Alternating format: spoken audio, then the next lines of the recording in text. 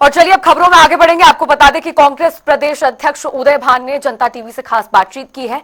इस दौरान उन्होंने प्रदेश में कांग्रेस के संगठन बनने को लेकर सीएम सैनी पर बयान दिया है और अपनी प्रतिक्रिया देते हुए क्या कुछ उन्होंने कहा, सुनिए। हरियाणा में कांग्रेस के संगठन विस्तार को लेकर सुबुगाहटें लगातार चलती हुई नजर आती है, लेकिन क्या 11 वर्षों का अब इंतजार को खत्म होता हुआ नजर आएगा? संगठन सृजन अभियान के तहत कांग्रेस के तरफ से एआईसीसी के जो ऑब्जर्वर्स हैं वो नियुक्त हैं। सर, लंबा इंतजार 11 साल का वो खत्म होगा? बिल्कुल, अब समय आ गया है खत्म होने का। कांग्रेस पार्टी ने गंभीरता से लिया है। अभी ऑब्जर्वर नियुक्त किए हैं हरियाणा में और अब शीघ्र ही जो जिला अध्यक्ष चुनने की प्रक्रिया शुरू होगी और उम्मीद है कि बहुत जल्दी और बेहतरीन जो संगठन हरियाणा का खड़ा होगा। सर, पीसीसी की किस प्रकार की इसमें भूमिका देखने को मिलती हुई नजर आएगी? क्या यहाँ से भी कोई ऑब्जर्वर जो है, जो नेशनल ऑब्जर्वर लगाए गए हैं, उनकी सहयोग के लिए जो है लगाए जाएंगे, या फिर किस प्रकार से जो है जो गतिविधि रहेगी? बिल्कुल बिल्कुल लगाए जाएंगे। पीसीसी के ऑब्जर्वर भी होंगे, पीसीसी के जब साथ होंगे, सहयोग करेंगे, तभी बाहर वालों को क्या पता है। पीसीसी ही तो उनको, उनके माध्यम से ही तो वो आगे जा कर के कार्रवाई करेंगे, तो उसमें पीसीसी की तरफ से भी होंगे। और पार्टी का ये भी चल रहा है। और मैं आपको बताना चाहूँगा कि अभी भी जो हमारा संविधान बचाओ अभियान जो चल रहा था, जो हम 5 जिलों में पूरा कर चुके थे, जो ऑपरेशन सिंदूर की वजह से पोस्टपोन कर दिए गए थे, वो भी अभी हम बहुत जल्दी अभी शुरू करने वाले हैं। अभी मीटिंग करके अभी डेट रखने वाले हैं। सर, इसके अलावा बात करें, कुछ बयान लगातार हमने देखा कि देखने को मिलते हुए नजर आए, चाहे उसमें बीजेपी के सांसद रामचंद्र जांगड़ा के बयान की बात की जाए या फिर मध्य प्रदेश के जो मंत्री हैं उनके बयान की बात की जाए। किस प्रकार से आप इन बयानों को देख रहे हैं? इससे पता लगता है कि ये कितने संवेदनहीन लोग हैं और किस तरह से ये सेना का भी अपमान करने में लगे हुए हैं। हमारे जो उस जिनकी वजह से ऑपरेशन सिंदूर हुआ, जो 26 महिलाओं के सुहाग जो छने, ये उन सब के भी उनके बहुत ये गहरी चोट है कि जिस तरह से एक सांसद, कोई छोटा मोटा कोई वैसा नहीं है कार्यकर्ता, और जिस तरह की उन्हें बात की है, ये बहुत ही अशोभनीय और बहुत ही गलत अलोकतांत्रिक चीज़ है ये सारी। और ये अंकुश लगाना चाहिए।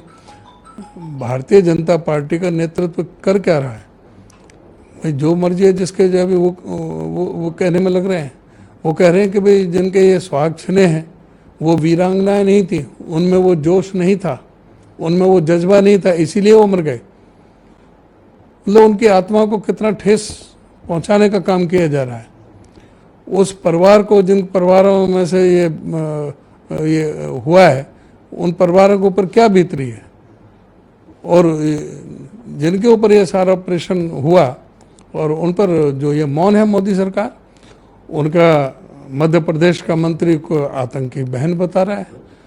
हमारे जो शौर्य के प्रतिमूर्ति हैं सोफिया कुरैशी, उनको आतंकी की बहन बता रहे हैं। और एक तरफ कह रहे हैं हम सेना का सम्मान कर रहे हैं, तिरंगा यात्रा निकाल रहे हैं, दूसरी तरफ कह रहे हैं कि आज मोदी जी के चरणों में सारी सेना नतमस्तक है। मतलब क्या है? और ये अपने पदों पर बैठे हुए हैं, इनको कोई कहने वाला नहीं है। एक ट्वीट किया और वो भी बता नहीं सकी महिला आयोग की चेयरपर्सन हरियाणा में एक प्रोफेसर के खिलाफ, उसको तो जेल में डाल दिया। लेकिन रामचंद्र जांगड़ा ने जो बयान दिया, उसके लिए क्या महिला आयोग ने, हरियाणा की ने, या राष्ट्रीय स्तर के जो महिला आयोग हैं, क्या उन्होंने कोई कदम उठाया, कोई पूछा, कोई जवाब तलबी किया कि वे किस तरह से उन्होंने इस तरह से किया है रामचंद्र जांगड़ा ने?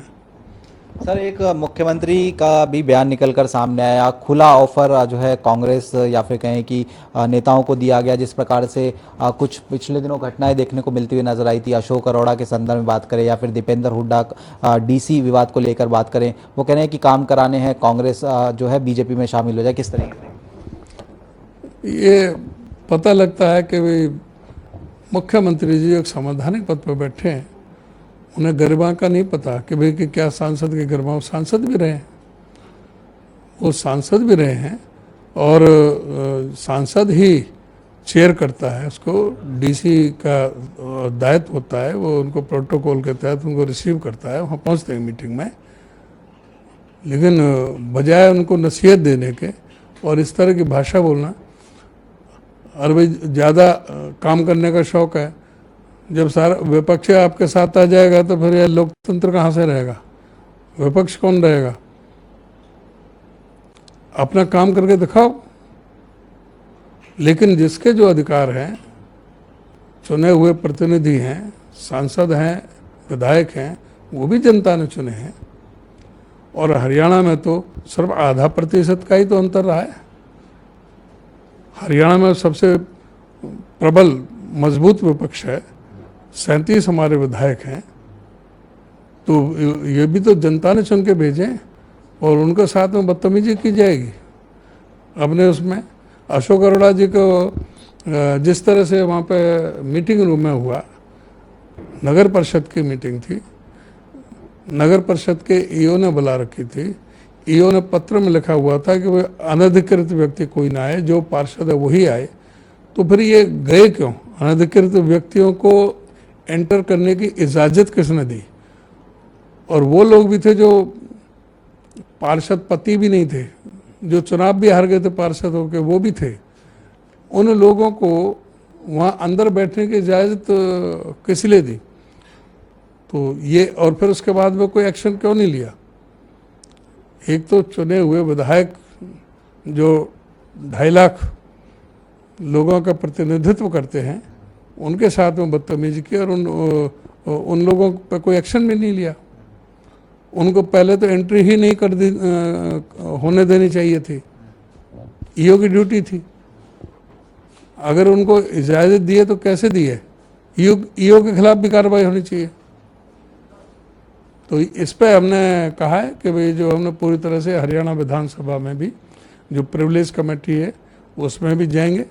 ऐसे रामकरण काला के साथ हुआ था वहाँ की मीटिंग में, शाहबाद मारकंडा नगर पालिका के इसमें मीटिंग में, और हिसार में जो चंद्र प्रकाश जी के साथ जो जिस तरह से किए बदतमीजी, ये सारी चीज़ों को लेकर के हम जाएंगे, वहाँ प्रिविलेज कमेटी में भी जाएंगे। और अगर एक्शन नहीं लिया तो गवर्नर से भी बात करेंगे। प्रोटेस्ट के रूप में हमें जन आंदोलन भी हमें चलाना पड़ा तो वो भी चलाएंगे।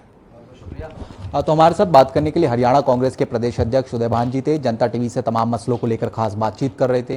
कैमरामैन मोहित के साथ स्पर्श शर्मा, जनता टीवी, दिल्ली।